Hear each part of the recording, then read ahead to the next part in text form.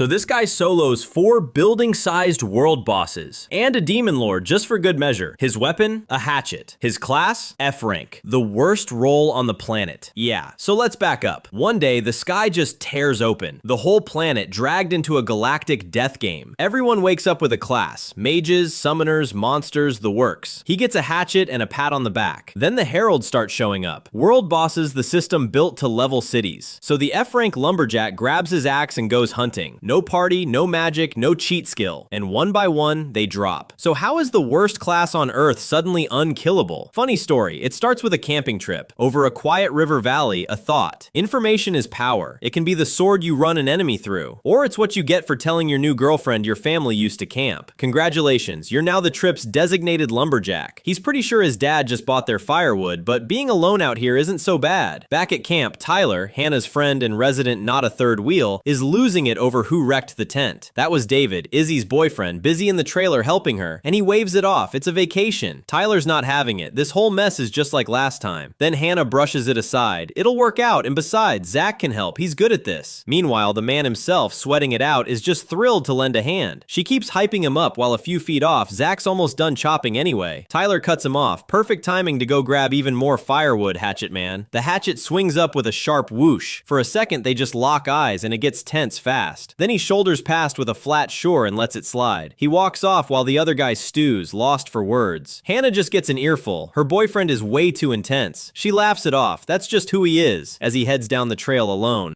Alone at last, he crouches by a stream and gets back to it. He splits another log. They don't even need this much firewood anyway. Then the quiet breaks. A wall of purple energy rolls through the trees and swallows him whole. It washes over him, lights him up like a live wire, and drags him under. Then the world drops out and he's floating in a vast star field. He spins in the void, lost, and chokes out a baffled, "What the hell?" Then the system dings to life and welcomes him to the multiverse. He just repeats the word multiverse back, like that'll help. Meanwhile, it finishes scanning and writes Earth off as a junk F-grade rock. Too weak to bother with, so it gets fused with other planets, monsters, and all upgraded. Then the link to the multiverse goes live, like that's good news. He's still stuck on what exactly Izzy put in those brownies. He shouts for Hannah and David with no clue where he even is. But the system cuts in. It's spawning something in with him. Some herald is sharing his exact space, so he'll have to roll for survival. He just mouths the words roll and survival like they don't add up. He starts to ask, against what, and never finishes. Because right behind him looms a massive red wolf, jaws wide, and all he manages is a stunned what? He whirls on it, scrambling to process if it's even real. The beast answers by lunging, fangs wide. Then the rules drop. The Herald Urkaz rolls up to 100,000. Zachary Atwood up to 100. Lowest gets erased. He goes cold as the math lands. 100 against 100,000. His name, Zachary Atwood, is already up on the board. These aren't odds. They're a joke. The gap is insane, so he's just not going to roll. Period. But the system doesn't ask. It accepts for him and hits roll. He stares, blindsided, as it goes ahead without his consent. Then 3 slots light up and spin, his fate reduced to a glorified slot machine. He lunges at the reels, swiping to cancel the roll.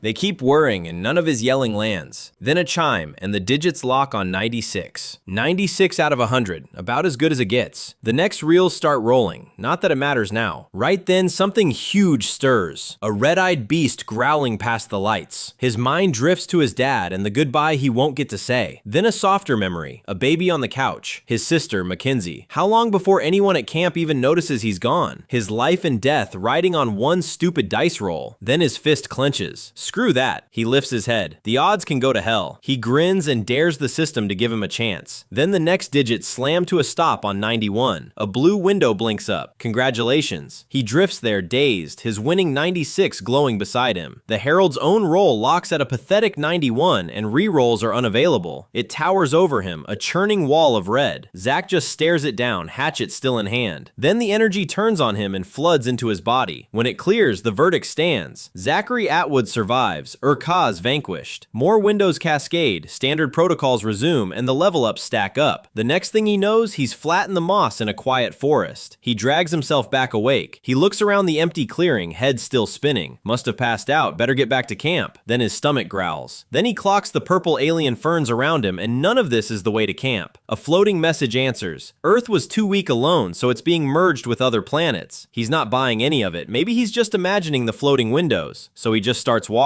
Camp has to be this way. Then a rustling stops him cold. Something's moving close by. His eyes lock on one spot in the dark. There. He spots a faint glow ahead and relaxes. He hadn't gone far after all. He strides over with a hey for the group. Then something tears out of the rocks instead, glowing molten orange. He forces out a stunned, what? A purple lizard the size of a truck stomps out. The hell is that? It leans in close, one red eye blazing, fangs bared. So he does the reasonable thing and screams. Then his grip tightens on the axe, the lumberjack thing about to pay off. He swings the blade up in a clean arc. Then he meets the lunging beast head on. He freezes, stunned at how strong he suddenly is. Then that same welcome to the multiverse screen flickers up again, rubbing in that this is permanent, and it finally lands. None of it was a dream. It's all real. Then a panicked scream tears through the trees. It's him, crashing through the forest, hunting for the others. Another beast blocks his path. He brings the axe down on it. He sizes the next one up, fast in a line, but it can't turn worth a damn. The thing's eye snaps wide, clued in too late that this human is no easy meal. It charges. He sidesteps and lets it barrel past. He turns and taunts it on. He baits the charging beast straight toward the trailer. Then he plants himself in the rocks, axe ready. Come on. For a second it feels like fear, like he's just scared to die, but it isn't fear at all. It's rage. So he throws his head back and roars. He twists aside, barely slipping the lunge, but it catches him anyway, slamming him back. Another purple beast bears down, all fangs and red eyes. He brings the hatchet up to meet it. Then he buries the blade deep, dark blood spraying. The thing shudders and cracks apart. He keeps hacking. Next to the odds he just faced, this is nothing. He drives the hatchet down one last time. The beast drops. The system rewards him 100 Nexus coins. His blood-soaked boots take one step forward. Then he reaches the trailer and plants a bloodied hand on it. Bloodied and dead calm now. They need to go. And he heads back to his friends, drenched and changed, while they have no idea what just woke up out here.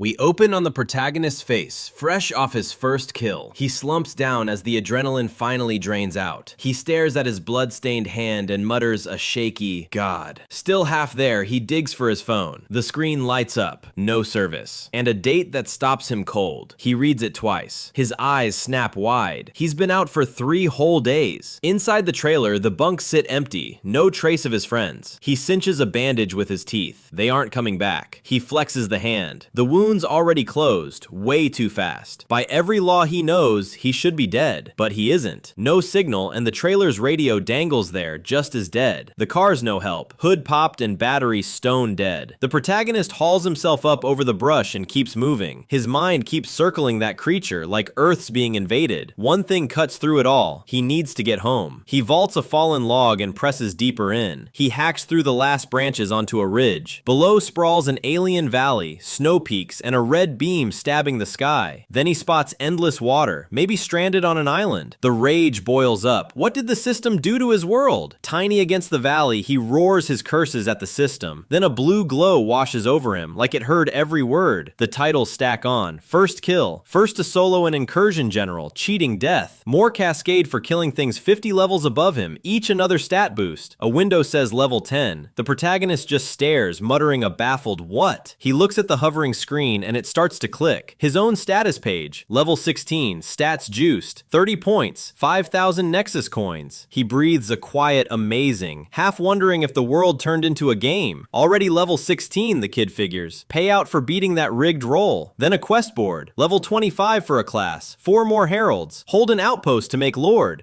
Far off, a red beam stabs up. The incursion, he figures. He's still puzzling over what an outpost is when it dings. Requirements met. Behind him sits the old campsite. A place to call home sounds nice. Anything beats a busted camper in a monster forest. He groans a tired fine. A column of blue light erupts from the ground at his feet. It fades, he glances around underwhelmed, and the system confirms it's his. He reaches into the grass and a floating eye blinks in, asking what he's doing. On pure instinct, he whips the hatchet up at it. His eyes burn red and the thing stalls, stammering he's not what it expected. It backs off, calling him not human. It's a winged eyeball with a ribbon tail. He flatly shoots back, and you are. It sighs, they're both disappointed. Then the ground tilts and he sways, hatchet still up. A purple beast lunges and his bare hand snaps shut around its snout. He plants his feet and wrenches the coils back down. A giant serpent whips out and wraps him tight. 1 second of dropped guard, then a serpent-jawed beast strikes. The hatchet swings up to meet it. Teeth bared, he catches its lashing limb before it lands. The thing coils around him instead, looping his arm and chest. Its yellow eye locks on, jaws gaping wide. He drives a fist clean through it, snarling he won't die here. Then he grabs its head and slams it into a tree, splitting the trunk. Still wrapped in the coils, he digs in and holds. High in the wrecked tree, it dawns on him what survival takes. He settles it. He has to become the strongest. The system muses that, starting in a place like this, he never stood a chance. An outpost would have helped, it adds, unless he means to pick a tree. It's guided countless races, it says, and humans are notoriously average. Then a steady hacking rises from below, and the sprite stops short. Down in the trees, the hatchet comes up dripping dark. Blood sprays across the watching guide, and its eye goes wide. The beast is dead, and the protagonist stands there breathing hard. He kneels at the center of it, the serpent hacked to pieces. Blood runs down his arm. He rests the blade in the dirt. The system backpedals. Maybe its read was off. Maybe he has merit. Then it introduces itself. Name's Veth Abarak, Abby for short, here for his outpost. He gives his name back, wondering how it talks with no mouth. Abby sighs it's the guide he earned for this spot, like every rube who skips the tutorial. He fires back. What pixies? The system never sent him to a tutorial. That surprises it that he skipped the tutorial entirely. This world only started 3 days ago. He balks. He'd swear it was months. A galaxy swirling in its mouth, it taps a tendril and mulls it over. Then it lights up. He must be a defier. He asks what that is. Since he skipped the tutorial, Abby figures some explaining is in order. His world, it says, just got integrated into the multiverse. A multiverse of countless planets around for billions of years. Most people got pulled into tutorial towns to learn the ropes for a month. His first thought is his family. If they reached a tutorial town, they're safe. But some people are born with a deficiency and can't absorb cosmic energy at all. And those ones, it says flatly, all die sooner or later. Back at the campsite, he circles right back. So what about defiers? Eyes hard, he asks the real question. Is he doomed too? Maybe, maybe not. A defier claws out power past anything expected of him. The system wrote him off as weak, but he defied it, like with that wolf. Defiance is its own kind of strength. Still, even for a defier, his situation is extreme. He scoffs that nearly dying to a role is an opportunity. It shrugs, the system's words, not mine. And in the grand scheme, few voices matter more than the system's. One more warning, it adds. The system hates cowards. A cosmic fist clenches shut. Fail or give up and he gets punished. He lets it land. He's on the hook to clear every quest. His eyes narrow, hot with anger. He doesn't even get a choice. No choice. He's at the forefront now, watched and told not to disappoint. Then something rockets in, a glowing purple orb trailing tendrils. It's the same guide, nagging him to finish his quests in 1 month. So he does the polite thing and squeezes it until it squeals. It blinks out and he calls after it, a baffled Abby. A window explains his outpost administrator got recalled early. He's left alone in the clearing, muttering a low, what the hell? 1 month, the deadline turning over in his head. Far away, a grand hall of horned nobles toasts over a feast. One of them slouches with a goblet, thrilled about none of it. A red-clad woman strolls up. He doesn't look very happy, dear ogress. Aaliyah tells him to smile. It's a celebration. He asks what he's meant to celebrate. His grandfather Okrel just named him Incursion General, an honor the whole clan covets. An honor they would kill for, the red-clad noble adds, while he only scowls. Nearby stands another of them, silver-haired and clad in pale armor. Aaliyah figures he'll have to fight now, not haunt the brothels. The general scoffs that she knows better. A blonde lord sneers that war is their game and only fools think they're in control. Then his face goes black with veins and he chokes, purple foam spilling out. He crashes to the floor, dead weight. The hall erupts, the armored one demanding who did this, a woman screaming for help. Somewhere above, a cold voice muses they'll strangle themselves on the strings they think they pull. Out in the green, a purple beast's ear twitches. It turns its head, red eyes glowing, fangs bared. And there's Zack, squared up against the thing, dead calm. Then he brings the hatchet down, blood spraying. The kill earns him a title, Demon Slayer, plus coins and a level. By the water, he crouches over the corpse with a tired finally.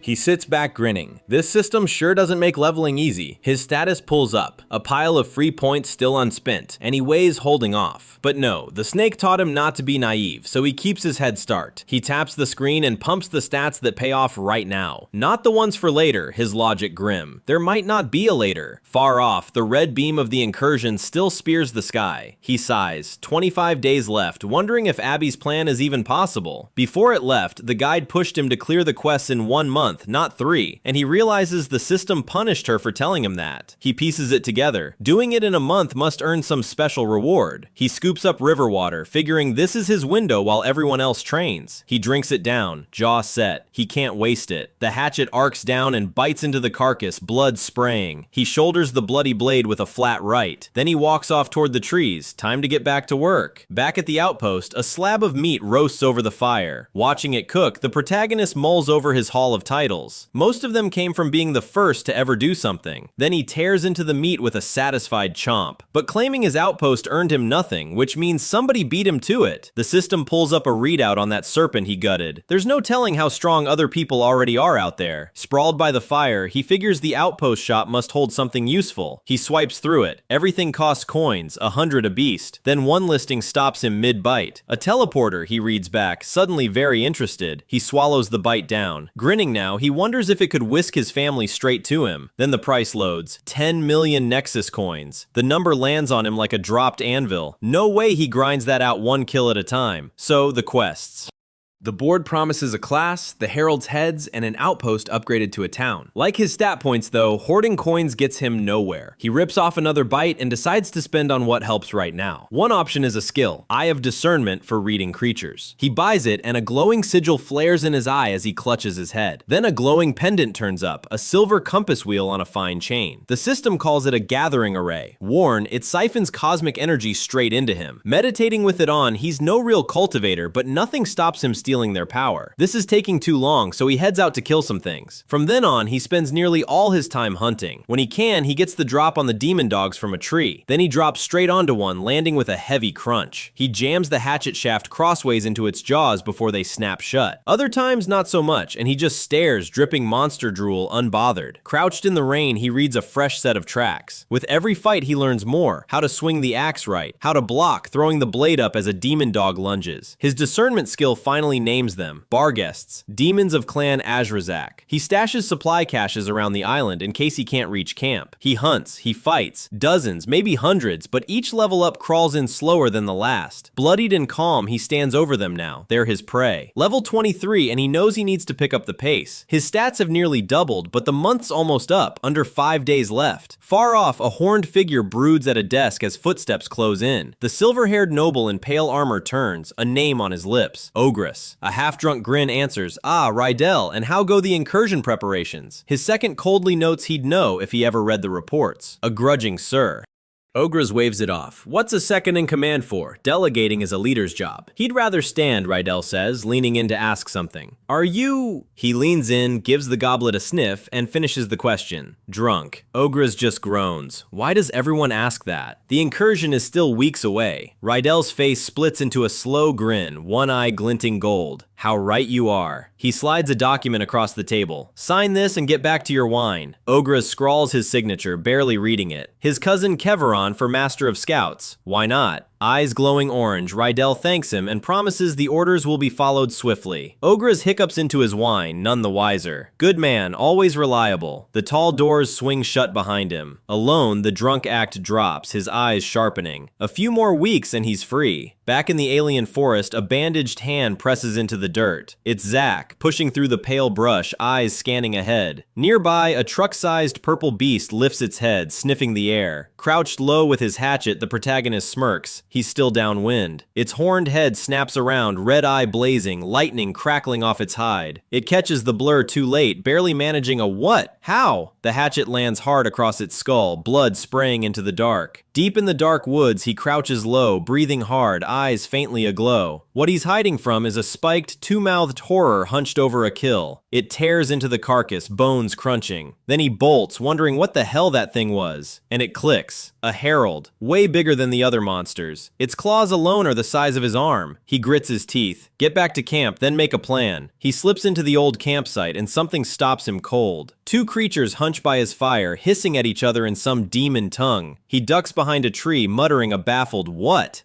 The red one's a winged, long-tailed wolf beast. The smaller one lingers by the fire. He tenses. Was it sent to hunt him down and out his outpost? So he flares that glowing eye to pull up some info. Two windows answer, an imp and a wolfish Gwilgi, both demons of Clan Azrazak. He jerks back with a curse. The thing felt his ability. The imp shrieks and hurls a burst of purple skyward. He doesn't wait. He explodes from cover, hatchet swinging into the blast. His eyes flash red, he bares his teeth, and the only word he's got is shit. He leaps, hatchet raised, straight into the wall of purple energy. Low and braced, he hammers the blade down through the blast. And there's the source. A horned red wolf beast, the Gwilgi, rearing over him. He slams down on it with everything he has. But the thing catches the haft in its fangs, drool and blood running off the wood. Then its red tendrils snap out and fling him through the air. Purple fire crawls up his arm and he beats at it, asking what it even is. His shoulders burned black, smoking, and it barely grazed him. The worst part, it feels like it scorched his soul, while a grinning imp drifts in cackling. Two demons, one of him, and now a busted hatchet. He grins anyway. Lose to this, and he never deserved the luck that got him here. So he throws himself forward and goes on the attack. The imp winds up, purple flame flaring in its claw. He dives low, and the blast rips past where his head just was. Then the Gwilgi pounces, all claws and fangs, and he plants his feet. Its tendrils lash around him, snaring his arms. He roars and rips loose, dark blood spraying. Then he drives in close and grapples the beast head on. He hammers it twice into its own gaping jaws, blood flying. Then he tears in, eyes blazing red, and roars. The hatchet lands with a heavy crunch. Teeth bared, he winds up as the Gwilgi swipes in. The imp just grins back, all jagged fangs and yellow eyes.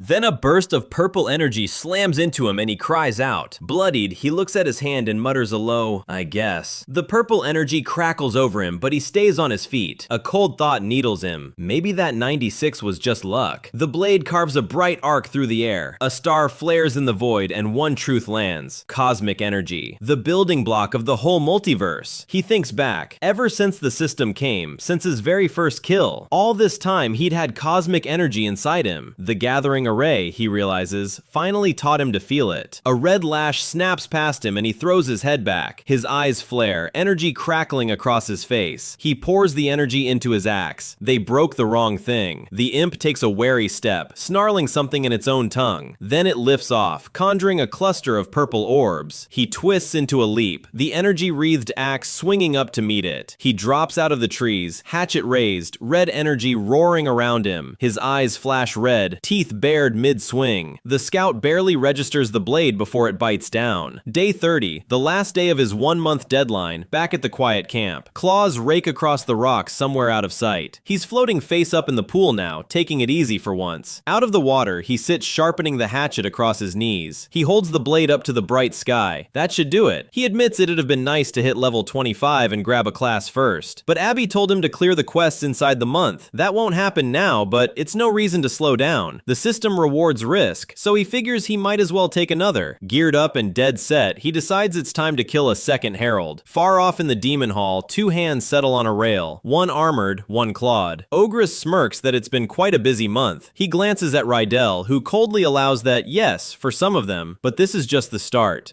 Once the portal opens and they cross, the clan can't reach them. Below them, a whole demon army waits beneath a towering purple gate. And deep in the ranks, a grinning brute of a demon can hardly wait. He lunges in, eyes flaring red, hatchet swinging. Towering over him, the two-mouthed herald bares its fangs. He whips the blade up in a wide arc, dark energy trailing. He pulls back, breathing hard, eyes still burning. His appraisal tags the thing. Vol, level 45. Then a memory surfaces. places, a quiet lake and a tent. A younger Zack is fishing beside his dad, who muses every animal has something special. The dad jolts, the rod jerks, the kid's got a bite. The lines snap taut against the sky, but the hook comes up empty, and his old man just sighs that fish are slippery. None of those animals use tools or traps, he says. Even cavemen had spears. He digs into the bait box. Humans don't catch things by being stronger or faster. He holds up the baited hook, grinning. We catch things because we figure it out. Back in the present, the protagonist sets his snare. You were right, Dad. Around him, the ground bristles with sharpened stakes, and he's got plenty of spears. The herald roars, twin maws gaping as he holds his ground. He breaks into a sprint, leading it across the rigged slope, since strength alone won't win. The beast barrels after him at full charge. It dives for the kill, and he figures he just has to keep it from landing. He swings, and the hatchet drops wreathed in cosmic lightning. Mid-fight, it clicks. He can route that energy anywhere in his body. He pours it into his arms, making them stronger, tougher. Then a Barghest comes barreling in, red eyes blazing. Zack sprints off, taunting it to follow. But he only has so much energy to spend. The hatchet carves a bright arc across the beast. He lands hard, power crackling down his legs into the dirt. Then he detonates it, a burst of gold erupting from the ground.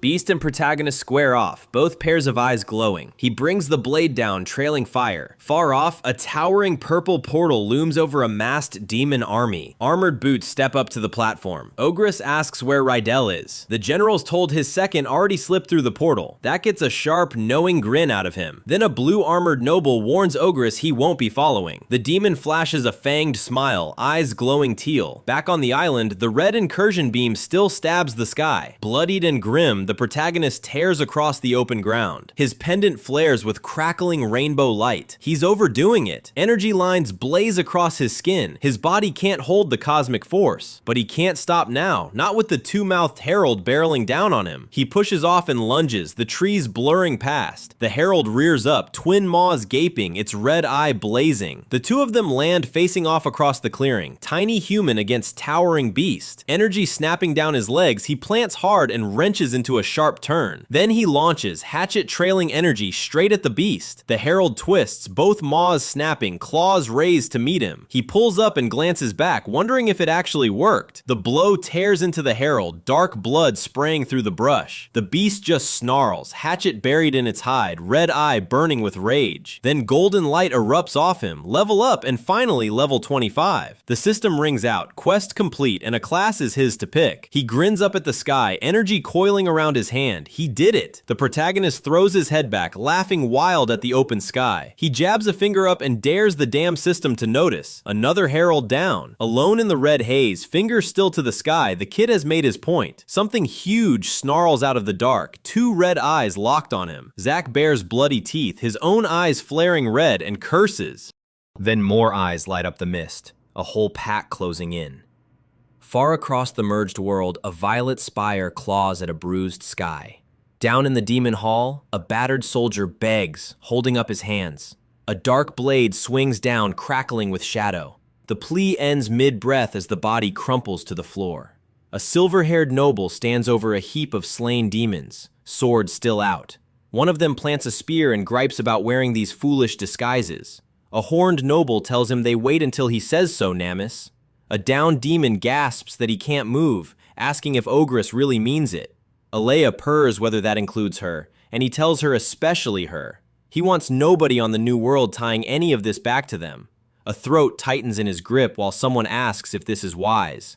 Past the portal, after all, his grandfather's protection ends. They'll be cut off. So be it, Ogress says, and Ilvere lets the corpse drop. He's done with this wretched clan and its endless backstabbing. Earth, he figures, is no deadlier than the home he's leaving. They march toward a cracking purple rift, and all that's left is meeting the locals. Fresh off the kill and still cornered, the protagonist grits his teeth, hatchet up. The Barghests are everywhere, closing in from every side. He gripes that Abby never warned him a herald kill would summon every beast around. Worse, his cosmic energy is nearly tapped out. He spent every drop of it putting the herald down. A beast lunges, and he knows the pack will tear him apart. A massive one rears up behind him, but he just snarls back. Out of energy or not, he hauls the hatchet up and swings. He lands in a crouch, blade ready, the pack circling all around. Then he feels it. Every kill refills a little of his cosmic energy. It's barely anything, but if he keeps killing without stopping, it might be enough. Ringed by snarling beasts, he breaks into a run. A bloody grin spreads. He doesn't need to outrun the whole horde.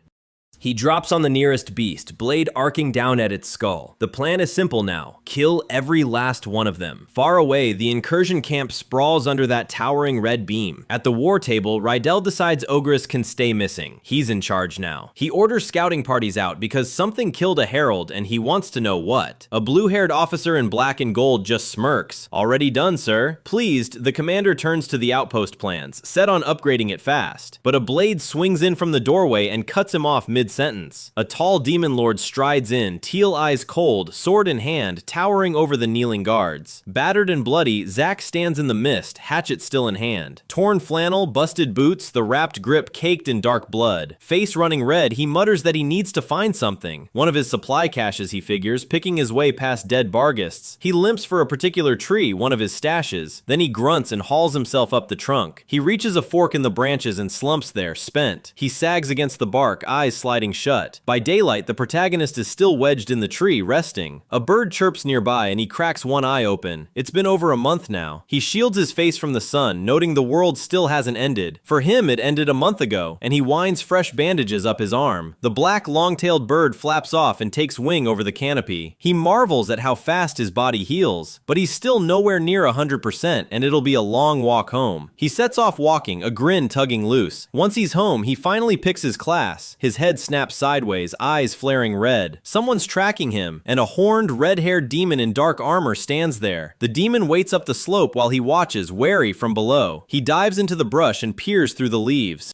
The demon kneels over a slain barguest, muttering in his own tongue. He says something more, and one name lands clear: Ogras. A demon grins wide, already picturing the human he's coming to gut. Back on the island, the hatchet lands with a brutal thud. He crouches over the downed bodies and helps himself to a fallen blade. Then he turns and walks off into the trees. The armored body stays sprawled in the dirt, horns and all. But one horned demon jerks awake, coughing and gasping for air. He scrambles up, screaming for a comrade named Vale. The cry dies halfway. A heavy axe blade now hovers at his throat. Zack levels the blade and offers a flat hello, while the demon breathes a stunned human. Looming over his captive, he asks if the thing can understand him. His reed names it Azun of Clan Azrazak. Then he asks how many are invading. The blade flashes down and the demon howls in pain. But the demon grins and erupts, red energy boiling off him. Eyes glowing, it snarls for the human to burn. Caught off guard, his eyes go red and he spits a sharp shit. The demon blows itself apart in a blast of fire. The shockwave hurls him across the scorched ground. Sitting up in the embers, he realizes it overloaded on energy just to detonate itself. All of it, just so he couldn't pry a single answer loose. Scuffed and singed, all he can manage is a quiet damn. A charred hand is all that's left, and these demons are going to be a pain. Battered and bandaged, Zack hauls himself up the rock face. From up high, he scans the camp below and figures he's in the clear. Then his boots hit the dirt with a heavy thud. Back at the trailer, he calls it a shame the demon blew itself up. He stands over the blast crater, kicking himself for not looting its gear first. At least he scored a new axe, big and glowing. His old hatchet was nearly done. His grip tightens on the haft. He's level 25 now too. But before he locks in a class, there's one thing to handle first.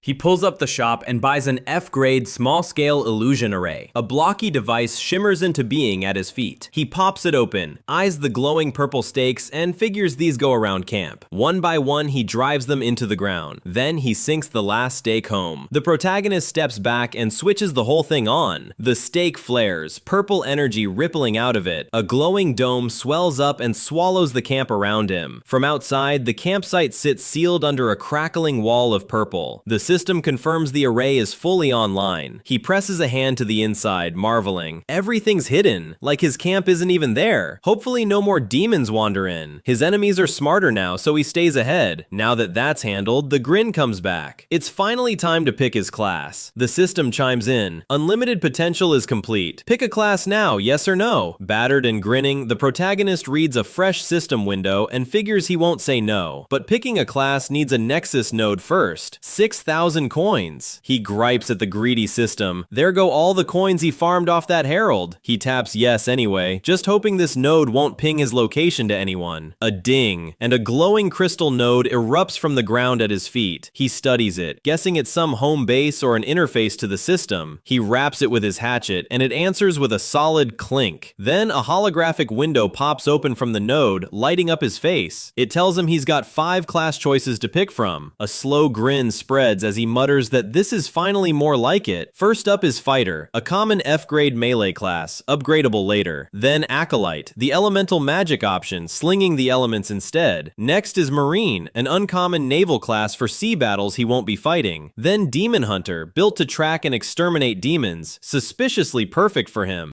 Last is Hatchet Man, the rare one. The enemy is an endless forest, and he's the lumberjack. He looks the lineup over, hatchet in hand, and figures it's not bad. They're all F-grade, the starting tier, but everyone upgrades into something stronger later. Hand to his chin, he weighs it as the biggest call he's made in ages. He starts cutting. The Plane Fighter and the Mage Acolyte are out. Demon Hunter is strongest now, but he worries it could box him in later. He hates the idea of being deadly against just one kind of enemy, and Marine has all the same problems, only worse, so it's a hard no. Home at last, he weighs his class options and lands on one. Up on the ridge, axe high, he calls this rare class his reward for the risk. The catch, it might lock him to axes only. He calls that a perk. He grips the glowing crystal on the altar, ready to commit. His eyes blaze gold, he pours himself in, and the crystal flares. Then the verdict drops. Class selected, Hatchet Man. The system stacks on titles for landing a class, and a rare one at that. Better yet, he's the first on the whole planet to get one. Lightning crawls over him as the new power floods in. Every stat climbs at once, the windows stacking too fast to read. He sinks to his knees, wisdom and luck still ticking up. Hunched over, steam rolling off his arm, he just fights to breathe. The first on Earth to land a class, he thinks, grinning, and pulls his status. Strength 92, everything juiced, a wall of titles under his name. He turns his bandaged hand over, weighing what he's become. Then he flexes, and golden lightning forks down the muscle. A sharp grin spreads. He finally has a class. The breakdown, Hatchet Man, rare grade, big strength gains, 3 skills all locked. Lightning crackling around him, he takes it in. The skills are gated behind quests. Nothing comes easy here, he figures, hefting his axe. No sense waiting. Red eye burning, time to show these invaders who the real demon is.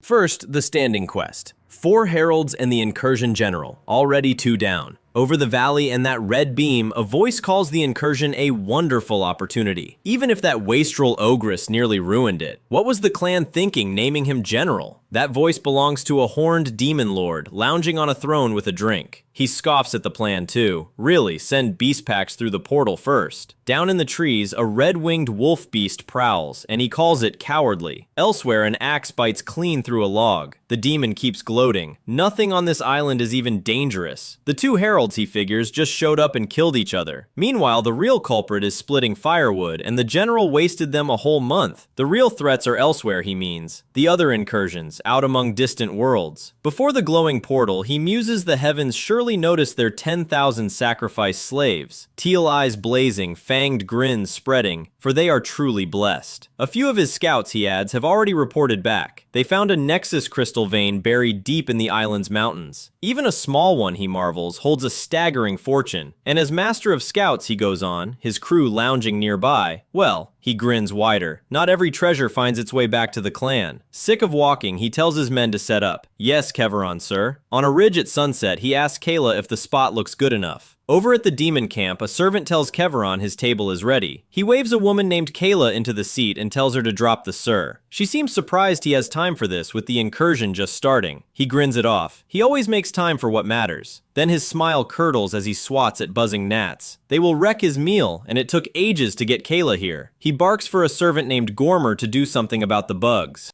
When no one jumps to it, the name comes again, sharper this time. He slams the table and shoots up, barely getting the name out as Kayla gasps. Because Zach comes crashing down into the middle of them, axe first, blood spraying. Kayla whips up her bow, yelling that it is a native. The order goes out across the camp to kill him. His bandaged hand tightens on the axe and rips it loose. Eye glowing, he brings it down in one wide arc. The blade bites in and splits the ground with a crack, but Keveron swings his own blade at the back of his head. Axe meets sword in a burst of sparks, blade locked to blade. Teeth bared, the demon bears down, steel grinding on steel. His mouth splits into a wide grin and he murmurs one word: good. Axe braced, he grits through the clash. He digs in, 2 hands on the haft, holding the impact. Then he shoves back as another demon closes in, fangs bared. His blade sweeps down and a second demon charges the other flank. He pivots into the charger and the axe lands with a sickening crack. The blow sends both demons tumbling, blood scattering across the ground. But one demon is already surging back in, a blur of plate. A massive sword crashes down between them, splitting the dirt in purple shards. Keveron's eyes go wide with a stunned "what?" The protagonist already blurring in. He hauls the battle axe up in a wide arc. Then he leaps in from above as the demon braces below. He bears down with a roar, teeth bared, energy churning around him. But tendrils snare him as Kayla's arrows bite in, tearing a pained Ga loose. Bruised and panting, the demon lord can't believe a human is keeping pace. Then he grins and drives his sword straight down, telling the protagonist to die. But the eye flares red and dead calm and the demon freezes mid-thrust. His hand snaps up and catches the blade cold, sparks bursting between them. Keveron leans his whole weight on the blade, demanding how. Then he pins the demon down, axe cocked, red eye promising no answer. The teal-eyed demon lord grits his teeth, reeling. Baffled, this human hits so hard. He recovers and slashes down, and the axe haft snaps up to meet it. Then Zack wheels the heavy axe around in a brutal arc. His eye burns red, cold and locked in, the herald energy bleeding through. The blade rips across, and he presses the attack hard. Down the burning forest path, the protagonist leaps in to close the gap. He drags an arm across his mouth, worn but steady. The two square off across the scorched ground. The demon lord sword in hand. He settles into his stance, blade up, sizing the human up. Dark energy curling off him, he admits the kid is impressive for a human. His teal eyes narrow. He's heard of ones like this before. The rejects, he calls them. The trash, as the fighters plunge through the storm. Too weak to even cultivate, he goes on. Yet somehow they persist. The glowing axe lifts against the storm, fighting till the heavens are forced to look. Zack stands tall in the rain, axe in hand, and lifts his gaze. Across from him, the demon levels his blade, muttering the kid has so much potential. Red energy floods over him, eyes alight, and he calls it almost a shame. A shame that the kid is now defying him. Red power floods the demon lord, teal eyes blazing as he winds up to finish this. Zack drops under the swing, twisting clear at the last second. He lands in a crouch, axe ready, teeth bared and bloodied. The demon lord's sword crashes into his axe and the blades lock. Teeth gritted, eyes flaring red, he feels himself losing the push. He throws both arms up to brace the axe as the blow hammers down. A golden barrier swirls over the demon's chest and he grins that nothing's even scratched him. Zack skids back and realizes the armor somehow redirected his hit. The demon lord vaults high, red energy trailing, and dives at him sword first. But Zack meets him head on and rocks him back, the demon howling as he staggers. Teal eyes blazing, the demon lord snarls at the human's nerve. Zack presses the opening and lands another blow that sends him reeling. He throws his arms up to guard, eyes wide, choking out a stunned "what?" Zack drives in over him, axe cocked back to swing down. But the demon lord whips his sword around in a wide arc and blasts him away. A panicked flunky cries out for "Keveron, sir!" Far below, Zack slams into the ground and kicks up a cloud of dust. Keveron snaps at the fool not to drop his guard. Then Zack comes right back at him, eyes burning red, axe chopping down. The demon lord's eyes go wide, caught flat-footed by how fast he recovered. Axe meets sword again in a shower of sparks. Then the demon lord drops low and rushes him, fangs bared, swinging wild. He throws himself forward with a roar, charging the human all out. Zack and the demon lord are locked face to face, neither giving an inch. Then his bandaged hand clamps over Keveron's face and squeezes. The demon lord grabs right back, his glove crushing into Zack's cheek. Face still mashed in that grip, Keveron yells for Kayla to shoot him. An arrow streaks in and Zack's fist snaps shut around it mid-flight. Then he drives that same arrow straight back into the demon lord. The shaft punches home and Keveron howls. Hands still clamped over that glaring teal eye, Zack just goads him on. His eyes flare red gold, fingers grinding down hard enough to crack. His free hand pats around the dirt, feeling for the axe he dropped. Bloodied but smug again, the demon lord sneers that this is all the Defier has. His fingers fingers find the axe handle and lock around it. Grinning wide, the Demon Lord scoffs that this human is nothing but a bug. The axe rips across his chest mid-sentence, and the system pings a level up. Knocked flat and bleeding, Keveron still glares up, far from done. The fight gutted Zack too, and he grits out a damn it through his teeth. Then Kayla draws on him at full pull and tells the human not to move.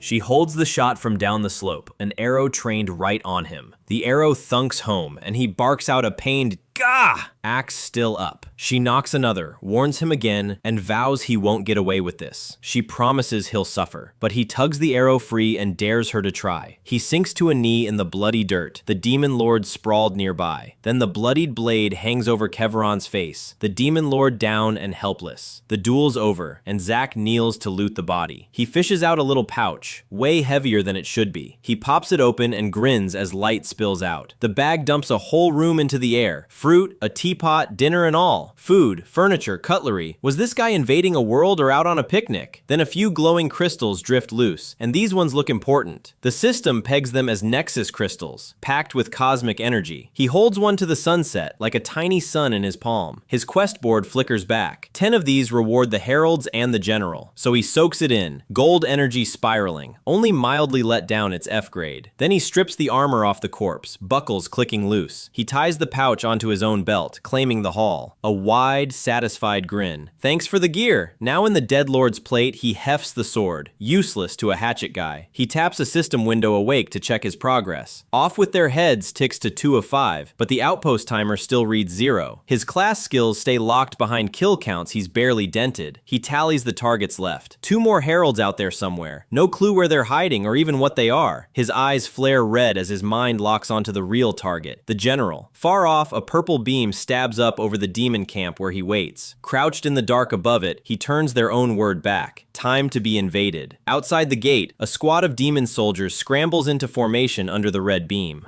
One of them asks what's even attacking, another just snaps at him to keep moving. Blades out, they fan across the campgrounds into the dark. The blue-haired officer leads them, teeth bared, eyes glinting red. He pulls up at the wreckage, stunned, wondering what happened out here. The whole squad freezes in the gateway above a field of their own dead. The protagonist did all of it, and his axe mastery just ticked up to 160 kills. He knows he can't simply hack his way through to the incursion general. Sneaking past is out too, since those guards clocked him the moment he showed. He's clocked them shuttling to a mountain cave, and that can't mean anything good. From a ridge, he watches 2 sentries posted at the camp's edge below. Mining, exploring, who knows, but most of them stay in to build up their city. At first, he'd figured they were just system-made NPCs, a challenge set up for him. But hidden in the brush, he watches them laugh and joke around, real living things. And he wonders if they even want to be here, or got forced into this like he was. His eye flares red, and he shuts the thought down. It doesn't matter. They're invaders on his island, and that island is his home. The only diplomacy he plans to offer comes on the edge of his axe. He can't give up now, not with family to find and a true defier to become. If reaching that means sacrificing a few demons along the way, so be it. He decides to track down the last 2 heralds and put them down first. Once that's done, he'll come back for the general. But it's never that simple. He leaps off and hunts everywhere for those heralds. Axe in hand, he stalks the slope, and his kill-locked axe mastery ticks upward. He's tiny on a sea cliff spire now, one more carcass dead in the surf. He's working the edges of the island now, the counter jumping with every kill. He scales a sheer rock face one-handed, grunting up to the next ledge. At the crest, demon cape snapping, he reads the valley laid out beneath him. Far below, a red beam stabs up from a glowing crater in the trees. He just wasn't looking in the right places. Crouched on a branch is a hulking gray beast, veined with molten orange cracks. It barks a confused noise. He greets it flatly, wondering what it is. His appraisal answers, a stone monkey, beast of clan Azrazak. Then it clicks. His last 2 heralds are an imp and one of these. The monkey rears back, molten maw blazing wide, and roars. It hurls itself off the cliff, streaking down the slope at him. Red eye flaring, he pivots into the charge, completely unbothered. The glowing axe whips up in a flashing arc to meet it. One clean upswing flips the beast apart, and axe mastery rockets to nearly maxed. The kill pays out coins, and he figures these things never leave their turf. Standing over the steaming wreck, he decides the next herald means deeper mountains. A whir spins him around. Another one already, he wonders. Not one. The whole slope rumbles as a pack pours down at him. He He sets his feet and raises the axe, half a smirk on his face. Ever since the system came, all he's done is fight. Now the protagonist carves through the woods, axe trailing fire, mastery climbing with every kill. He swings again, the blade screaming through another arc. Red eye blazing, he buries it home without slowing. And the more demons drop, he muses, the more the skill makes sense. He leaps clear of the wreckage, dead Barghest heaped below him. Each cut clicks something into place, the multiverse itself starting to read clear. Then the counter caps out and he grins, the axe finally maxed. The world is just one big forest, he figures, and he is the lumberjack. Then everything goes white and he's standing before a vast pale castle. He has no idea where he is, half sure it's some kind of vision. Below him spreads a host of winged figures over endless ranks. An army, he realizes. Angels massing for war. One of them towers over the rest, white eyes burning, gold marked. Such power, he breathes. And then something jolts him. A huge bald monk appears at his side, gripping a hatchet of his own. The stranger sinks into a wide stance, lightning crawling up his arms. Then he brings the axe down, and a wall of violet light splits the sky. The single chop carves a rift clean across the battlefield, scattering the host. The system pings. Tao seed gained. Heaviness. Then the vision shatters and he's back, his own axe slamming into stone. He drops to a knee over the cracked ground, the blade crackling purple in his grip. He just stares at the purple power humming up his arm. What was that? Slumped under a tree, Zack comes to, his axe in the bloodied grass beside him. He mutters about the Tao. He's heard that word somewhere before. Some Eastern myth, he figured, until the system hands him a real Tao seed of heaviness. Not sure what it means yet, he drags himself to his feet. He grips the axe, lightning crawling up the haft, and somehow, he just gets it. It feels like a glimpse of some fundamental truth of the multiverse. Back in the vision, that bald monk, everything before was wrong. Feel the weight behind the swing, he tells himself, and pour it into the strike. So he tests it, bringing the axe down hard. The swing splits a boulder clean in two. But the man in that vision had more than just heaviness. A flash of that blade carving a line through the world. The protagonist studies his own axe, sensing power he can't grasp yet. Could he ever reach strength like that? Then a title drops. Child of Tao, third in the world to forge a Tao seed. He just breathes the word back, dead flat. Third. So there are others out there, sharper than him, already enlightened. Meanwhile, the tutorial ended a month ago and humanity scattered to rebuild. How many of them are born for cultivation while he's stuck on this island?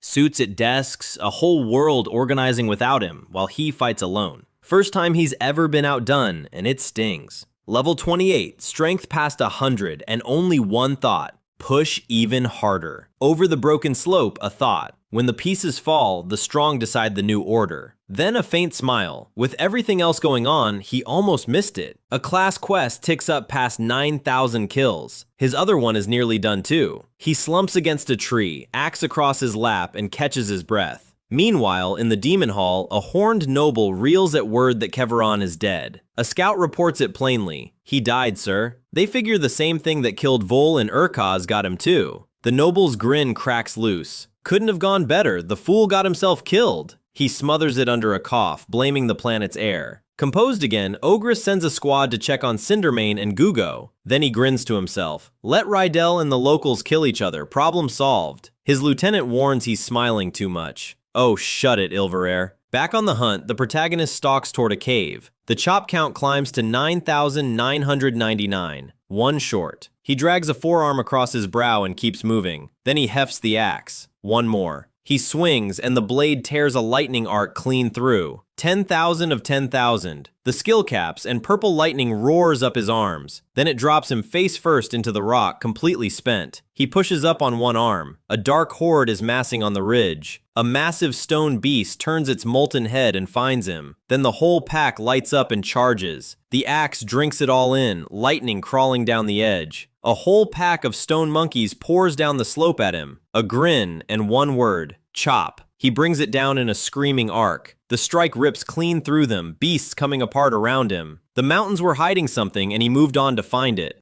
He was sure of it. The higher he climbed, the thicker the cosmic energy got.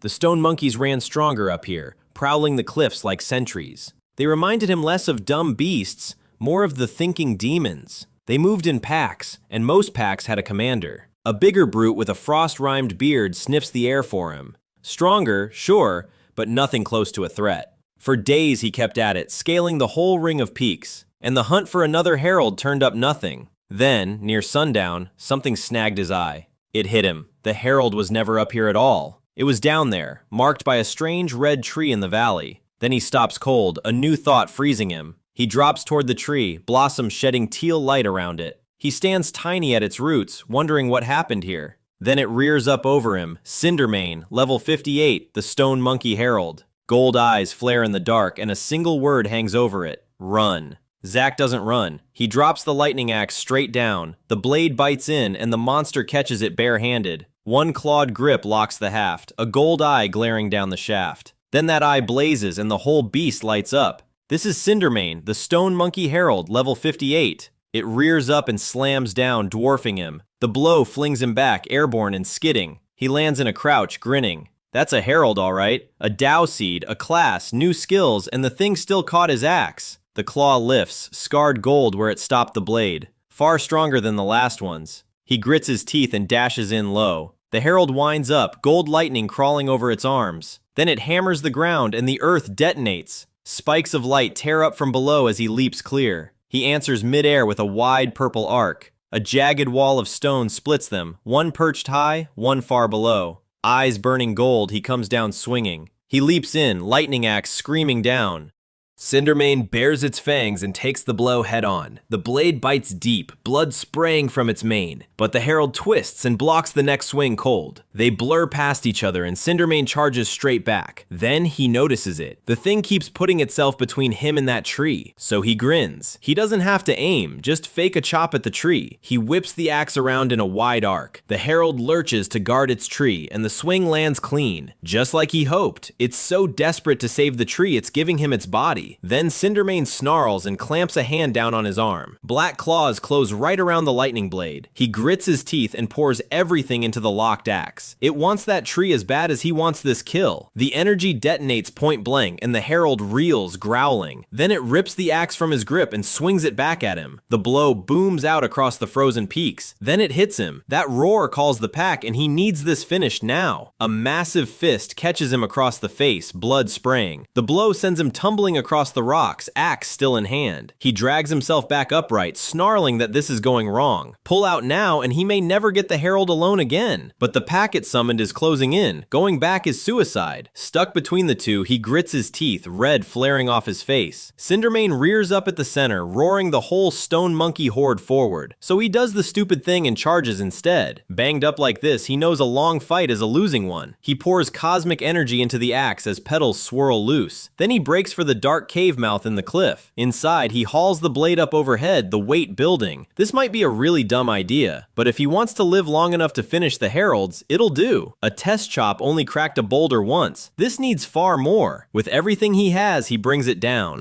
The whole cavern caves in, boulders crashing onto the pack below. When the dust clears, he's still standing, one eye burning teal. Strongest he's ever been. Still not enough, stuck in a cave while the clock runs. At least he knows where one of the last two heralds is. He just needs out. Battered, axe planted in the dirt. He figures this cave might link to the demon mines. Only one way to find out, so he heads down the dark tunnel. He goes deeper, tiny against the cavern, glowing blue veins lighting the rock. The cosmic energy thickens around him, heavy like it was atop the peaks. He brushes a vein and it shimmers under his hand. Turning a loose crystal shard over, he wonders if the fourth herald is inside the mountains. That would track since he's combed the rest of the island and found nothing. Then he stops cold. Something's here. He flattens to the wall, axe up, footsteps pattering closer. A grin tugs at his mouth. He knew it. An imp scampers through the cavern, so its herald has to be near. He shadows the thing, keeping low, asking where it thinks it's going. The little demon scurries off cackling, leading him on. It claws at a cluster of shimmering crystals on the wall. Hoarding nexus crystals, the protagonist notes. Surprised monsters even want them. But more to the point, he can follow it back to the source. Then he breaks cover and lunges. He snaps its neck mid-air, one clean motion, and the imp shrieks out. Bloodied and grim, he eyes something below. The heck is that? Some lizard. Down in the dark, a bat-winged imp gulps, suddenly aware it picked the wrong cave. Then he drops on it, axe first. The thing snarls and charges, all claws and teeth, but he twists aside and it sails past into the red. A heavy sigh as he shoulders the axe over the corpse, crystal blue glow all around. Then his armored hand closes on a chunk of raw nexus crystal. For now, he figures, he just has to trace the imp's tracks. He starts deeper into the cave, cape dragging behind.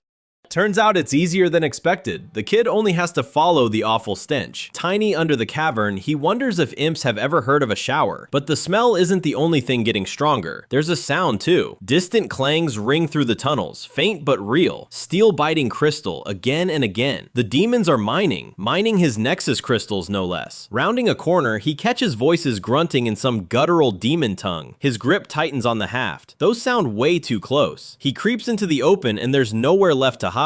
Up ahead, 3 horned demons in worker rags are hacking crystal loose with pickaxes. One gripes that the woman in charge works them like slaves and a buddy hushes him. He waves it off. They're far enough out, he could scream it and she'd never hear. One of them gripes that he got accused of skimming. His buddy brags about a hidden vein bursting with crystals, finally some to keep for themselves. Then the grin drops. What's the matter with you two? He ribs them. Don't tell me you're that scared of her. Then a blade chops clean through the dark. His 2 friends freeze, fanged and shaking, eyes pinned on something. Run, one of them screams, and they scatter across the ice. A bloodied face whips back, amber eyes wide with terror. Something lands hard behind them, cracking the stone. The blade catches the next one with a wet crack. The last one bolts, panicking he's almost there, almost clear. Then his blade rips through him, choking off a scream for Gugo. It's the protagonist, demon plate, cape, eyes burning amber. The demon reaches out and gasps a single word, native. Then Zack finishes him, blood spraying red across the snow. That was close, he mutters, hatchet still up. He figures he got them all before any could sound the alarm. That, he admits, could have gone really wrong. He stands alone in the vein, dead demons and dropped picks everywhere.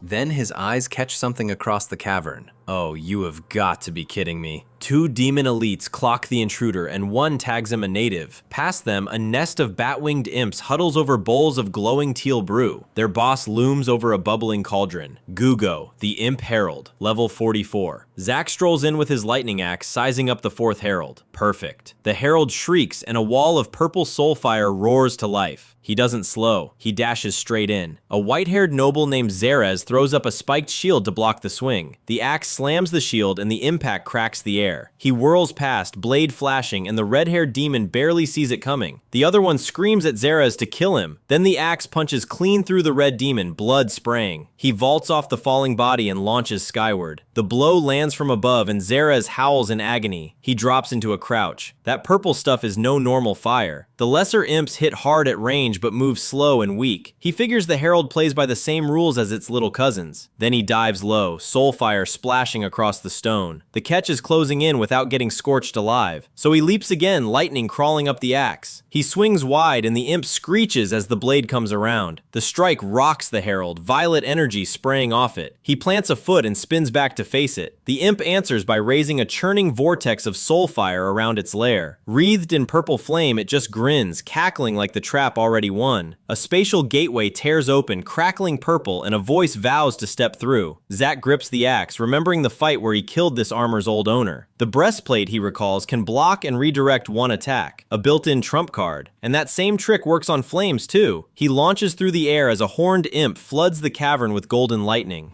The axe slams into its power and the clash detonates. For a flash, he sees the bald hatchet monk from his vision, lightning coiling his blade. The monk takes a savage hit, blood ripping from his mouth. A cauldron bubbles up green and purple fumes, and it's messing with his head. The winged herald beats its wings and bolts. It's getting away. No! He hauls the lightning axe up high. He whips the blazing blade around, dead set on cutting it down. Then he pours every last drop of energy into one swing. Eyes blazing, he snarls. Where does it think it's going?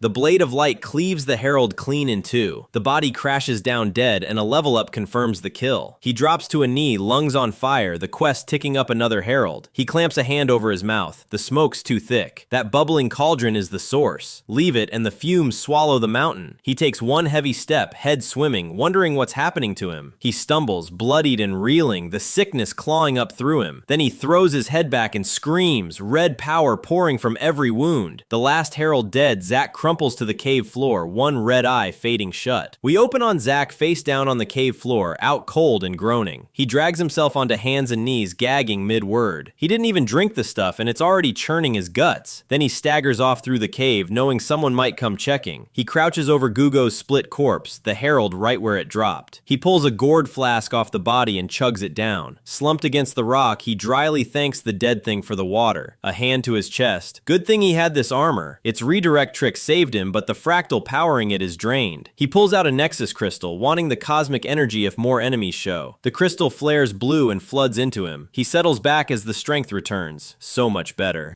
Finally able to move without gagging, the protagonist pulls up his status. Level 34 now, strength at 175, 500,000 coins banked. Then something on the screen stops him cold. The strength stat throws an error when he tries to pour points in. He frowns, wondering if he hit some cap, but no way that's the ceiling. His mind flashes to the lightning-wreathed hatchet monk. That man had to dwarf 175. Slumped against the cave wall, the protagonist glares at his status screen. It must be his level holding the cap down, and the cap only climbs with it, or maybe his race or his class rank, both stuck at a sad F. Then he grips his head, griping he'll be furious if this costs him stat points. And why, he wonders. Can the system not let him dump points into luck? He jabs at the window, done with the whole thing. He hates this system. Elsewhere, pickaxes ring through a mine of crystal veins and cart rails. 3 demon laborers wait, and one warns the others to stop shaking. She can smell fear. Then she arrives, flanked by guards. A horned noblewoman in red. She steps up, eyes sharp, and the miners mutter that here she comes. Her teal gaze rakes over them, cold and unimpressed. The blonde one clutches a stolen crystal, sweating under the look. She holds out a hand. Today's gatherings. He hands it over with a meek, "Yes, warden." Examining the glowing shards, she says nothing, just weighs the haul. Then she pours the crystals into her palm, the count laid bare. Good, next. A quill scratches her ledger as another steps up. He fumbles a near-empty pouch, stammering out a weak excuse. She leans into his face. Come up short, and is he a traitor to the clan? Back at the demon camp, Rydell grabs a noble and asks what he does to traitors. The wretch drops to his knees, swearing he'll never fail again, begging for a chance. Rydell waves it off. Let him be a warning to every other would-be traitor. A horned executioner steps up and raises his sword over the kneeling demon. Then, mid-swing, the blade arm freezes, the executioner's red eyes flicking sideways with a confused, huh? Out past the camp, tiny shapes are massing in the dark. Someone screams it before anyone's ready. They're under attack. A swarm of fanged blue salamanders pours in, hissing and snapping. The laborers bolt, one blonde worker yanking a fallen friend up by the arm. 2 armored soldiers wheel around to meet the beasts head-on. From the shadows, our protagonist clocks the warden barking orders, clearly the one in charge. Taking her out, he figures, would gut the demon's little mining racket. But more importantly, that bag of hers has to be stuffed with Nexus crystals. Bald-headed and grinning under a stolen cloak, he decides the salamanders could use a hand. A soldier roars and brings his sword down on one of the beasts. Then something slams the demon's weapon aside and he yelps, knocked clean off balance. Up on the ridge, hatchet in hand, our protagonist murmurs it's time to get rich, and he leaps off the rocks straight down into the chaos. Zack drops into the camp, axe out, the ground shattering under him. The warden whirls, teal eyes blazing, snarling who in the hell's this is. She screams intruder, forget the salamanders, kill him now. A blue-clad guard dashes in, sword raised high to split his skull. He spins clean out of the way, dead calm, one eye glinting. The axe sweeps a wide arc and carves straight through the guard. His sword clatters away and he wails about his arm, now gone. The warden writes them off as buffoons and decides to handle the native herself. Green power erupts off her in a roaring vortex. He charges straight into it, axe flaring gold. The blades shred past him as he tears through the storm at her. He bursts out the far side untouched, axe already winding back. Fangs bared, she throws her hands up, the easy menace gone. A green barrier shimmers up just in time to catch the falling axe. His eyes narrow. That's the same trick as his own armor. The shield hurls him back and he barely chokes out a crap. It's bouncing his own strike straight back into him, but he plants a boot and digs in, refusing to be thrown. He bulls forward and the warden can't block without eating her own redirect. A blade punches through her side, blood spraying. It's his, both eyes blazing gold, teeth bared as he drives it home. With a roar, the protagonist wrenches the axe through and her barrier shatters. Then green tendrils erupt and snare him mid-leap. They coil tight, wrenching his arms down. A voice gloats. A thieving rat caught raiding their mines. The warden herself, smiling through it. The general will love a word with him. Bound in the vines, his eyes flare and the lightning starts to crawl. She taunts that he's trapped. He can't even reach her. Then his axe lights up and shears clean through the tendrils. Her teal eye blows wide. The backlash throws her, hair whipping. He tears loose, red-eyed, lightning snarling off him. Then Zack launches straight up at her across the cavern. His fist lands like a hammer hammer and she folds around it. She reels, stunned. This shouldn't be possible. Is this even human? He slams down again and the answer flips. No, a monster. She throws up her blade. His strength rivals the general's. She makes the call. She cannot let him live. Then she pours everything out for her clan. Not again, the protagonist mutters, eyes burning. The two forces meet and the whole vein detonates. When the dust settles, he's slumped and spent. The workers long fled. His cover is blown now, and soon these tunnels will be crawling with demons. He shakes it off. Best to just focus on the last one left. But it's not all bad, he figures, dropping into the fray. He pries open the bag, crystals jingling inside. A fistful of glowing Nexus crystals. He's rich.